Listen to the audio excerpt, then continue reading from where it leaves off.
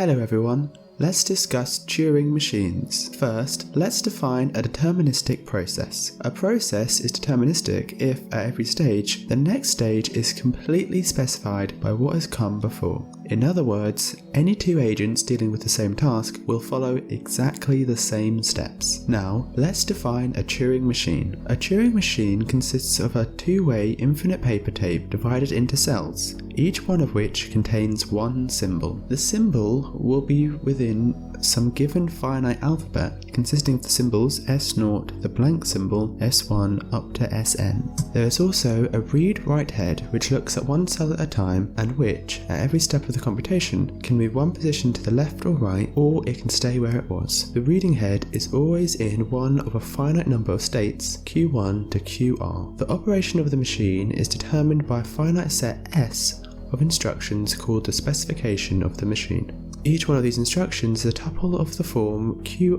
Sj, Xk, Ql. Such an instruction is to be interpreted as if in state Qi and viewing symbol Sj, then perform action Xk and change to state Ql. The possibilities for Xk are R, move one cell to the right, L, move one cell to the left, or Sk, erase the existing symbol and write Sk. In order for the machine to be deterministic, for each possible Qi, Sj, there must be at most one instruction starting Qi, Sj. The machine will stop if there is no instruction telling it what to do next. A Turing machine is completely determined by its alphabet, its set of states, and its specification. Next, let's discuss how Turing machines compute functions. A Turing machine computes the partial function f from the natural numbers to the natural numbers if and only if, given an input consisting of a tape with x plus 1 consecutive ones and blank cells elsewhere, and starting with the reading head on the first one, the computation stops if and only if x is in the domain of f, and when it does stop, the tape contains exactly f of x plus 1, many ones, and blank cells elsewhere. A Turing machine computes the partial function f from the natural numbers to the k to the natural numbers for a given k greater than or equal to 1 if